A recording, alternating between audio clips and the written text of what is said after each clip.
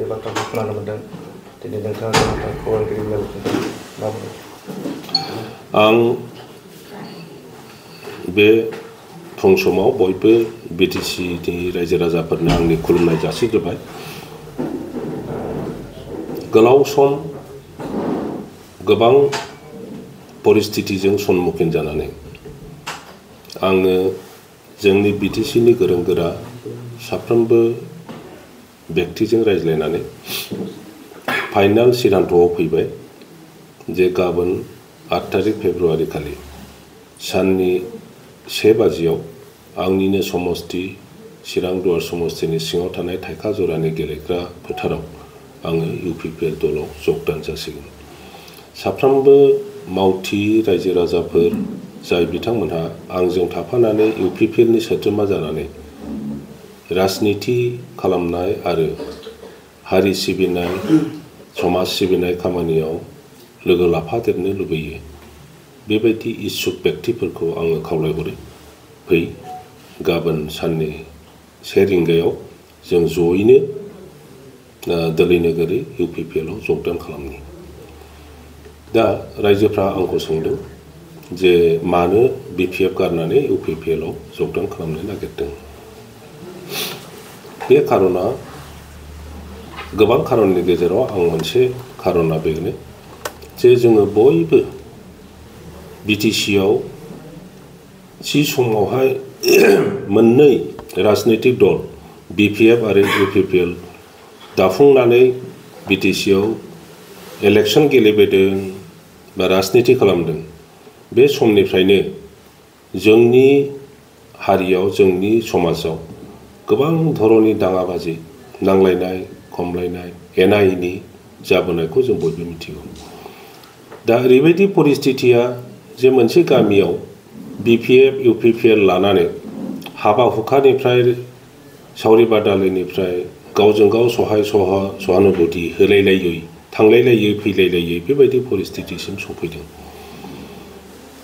दा बेफोरखौ सुस्रांनो थाखाय बिभिन्न समावहाय जोंनि दैदेनगिरिफ्रा ज' खालामनायनि बे मोननै दलखौ ज' खालामनायनि सेस्ताबो खालामबोबाय थादोंमोन दा ज' खालामनायनि बेलायाव आं बेखौनो अनुभव खालामदों आङो जिहेतु हाराजेम मुगुजे बिपिएफ दोलोनि दैदेनगिरिमोन बिटिसि दाफुंनायाव आंहाबो गोबां अबदान दङ हाग्रामा महिलारि बिथांनि दैदेननायावनो जोङो राजनिति खालामबोदों आरो दासिमबो आङो थांनाय खैदिन आगोव आं जि रिजिगनेशन लेटार होबाय बे समसिमबो आङो बिपिएफ दाबो आङो गुबुन दोलोनि नंथ'आ दिनैनि दिनाव खारन गाबोनसो आङो जगदान खालामगोन बे समसिम आङो बिपिएफनि सासे दैदेनगिरि हिसाबै समग्र बिटिसिनि राजनितिखौ आङो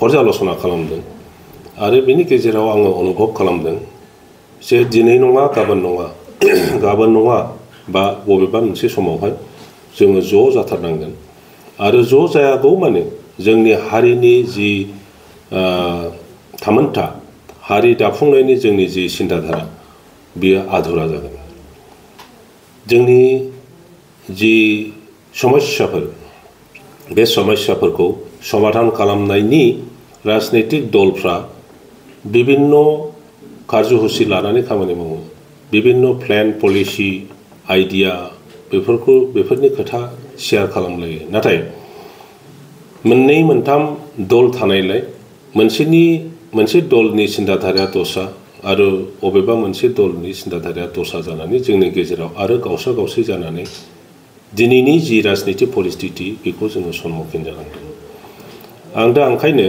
गोदान मोनसे आसा लानानै आरो समग्र बिटिसिनि रायजो राजाफोरखौ धर्मालम्बी जोंनि गुबुन गुबुन धोरोमनि सुबुंफोर गुबुन गुबुन भाषानि सुबुंफोरखौबो जयै लाफानानै मोनसे गोख्रों राजनैतिक खालामनो थाखाय आरो बिटिसिआव स्ट्रं मोनसे राजनैतिक आबहावा माने स्टेबल पलिटिक्स लाबोनो थाखाय आङो खामानि मावनो ओंखारदों जेन' बिटिसिनि दैदेनगिरिफ्रा बिटिसिनि पलिटिक्सआ गुबुन जायगानिफ्राय नारसिनजानाय प्रेसाराव खामानि मावनाङा आरो बेखौ आङो सम्भब नुदों जे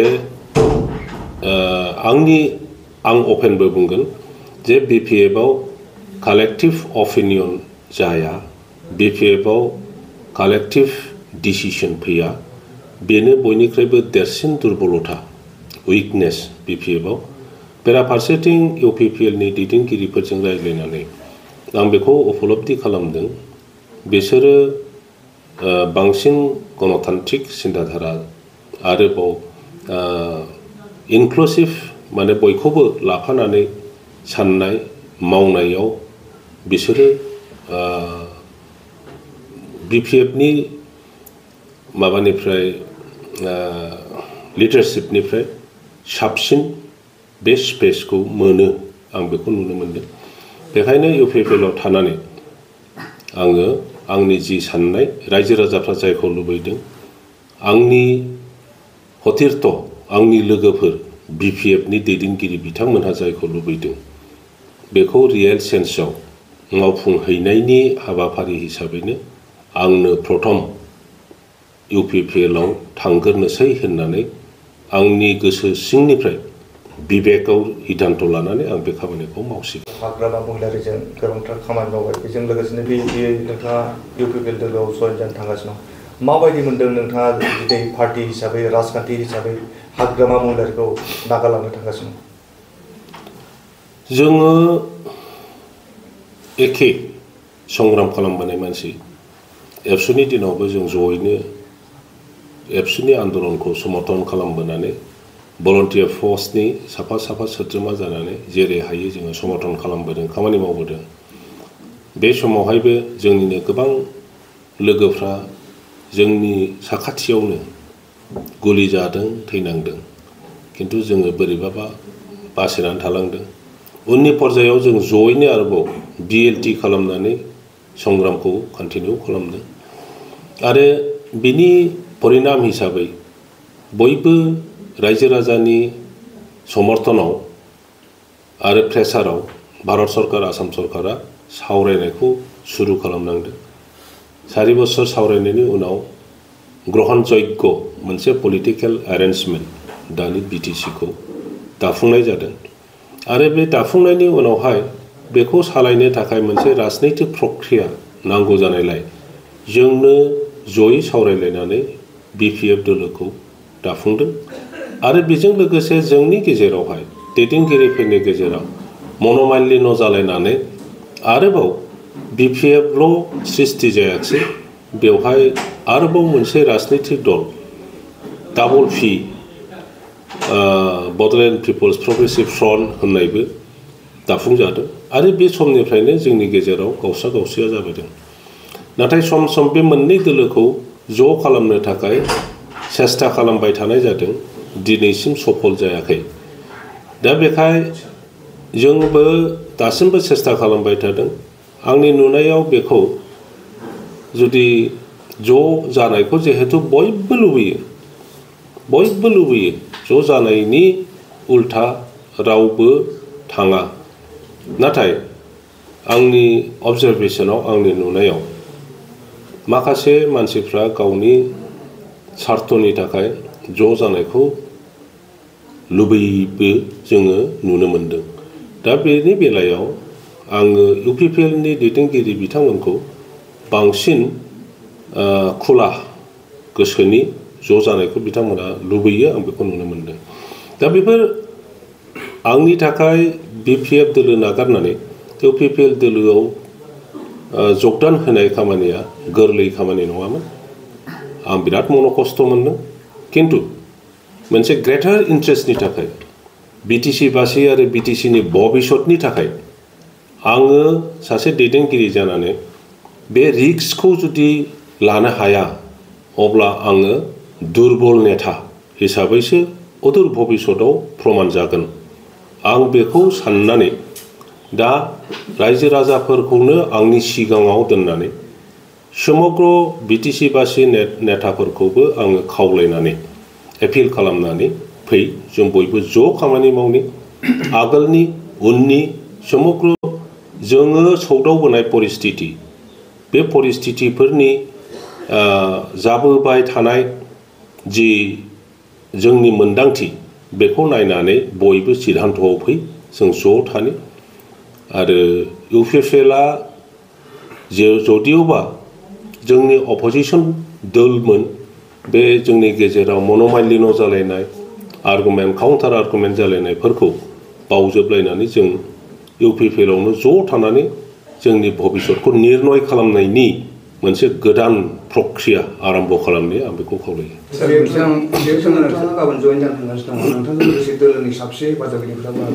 आं गुबुन जायगानि रावखौबो आं लेंहराखै। आङो आंनि जि समष्टि बे समष्टियाव 11टा प्राइमारि कमिटि दङ। बे 11टा प्राइमारिनि गेजेरावहाय पारापक्ष जेसेबां हायो बांसिन प्राइमारिनि प्रेसिडेन्ट सेक्रेटारि आरो एग्जिकिउटिभ्सफोरखौ लानानैनो आं जगदान खालामनो नागिरदों आरो बेवहाय दहायसिम जि खबर फैदों जोंनि BPFनिफ्राय जि दैदेनगिरिफोर दङ प्राइमारिनि बे गासै 400 जनसो ज' जागोन। सार नोंसिनि जितु बर'नि दैदेनगिरिनि दैदेननायाव जितु BTC जाबाय आरो सारा 15 बोसोर मोनसे BPF दोलोजों लोगो नांनानै प्रत्येक समय प्रत्येक दिनानो जोंनि थाखाय गोदान मोनफ्रोमबो मोमेन्टआव मोनफ्रोमबो सानाव जोङो गोदान मोनसे परिस्थिति सम्मुखीन जायो आरो बे परिस्थितिखौ लानानैनो जोंनि साननाय हनाय खामानि मावनायनि सिद्धान्तफ्रा फैयो। जोङो जि समनिफ्राय बर'फ्रा आन्दलन खालामबोदों बे समनिफ्राय जोङो प्रत्येक समावनो गोदान गोदान परिस्थिति सम्मुखीन जाबोदों। एबसु जानानै जोङो आन्दलन जादों, परिस्थिति सोलायदों, भलन्टियार फर्स जादों जोङो आरो परिस्थितिया सोलायदों BLT जादों जोङो आरो परिस्थितिया सोलायदों जोङो पलिटिकेल नेता जादों।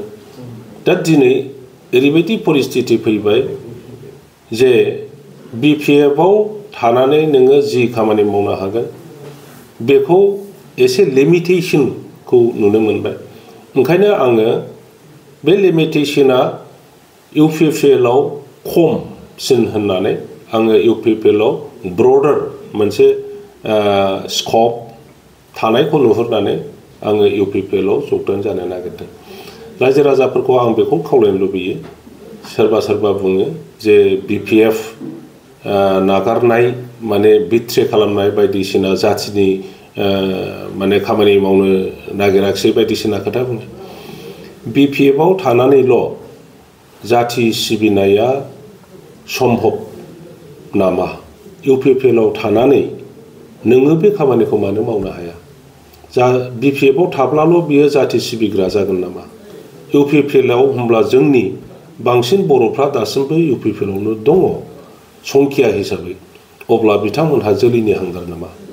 ओंखायनो आङो बयखौबो खावलायनोसो लुबैदों, फै जोङो बयबो ज' थानानैनो जोंनि हारिनि खौसेथिनि खामानिखौ जों मावनो, हारिनि थामोनथाखौ लाखिनायनि साबसिननिफ्राय साबसिन माने हाबाफारि लानानै खामानि मावनो आरो जयै थानानैनो जोंनि हारिनिल' नङा टटेल BTC बासिनि भबिष्यतखौ निर्णय खालामनो।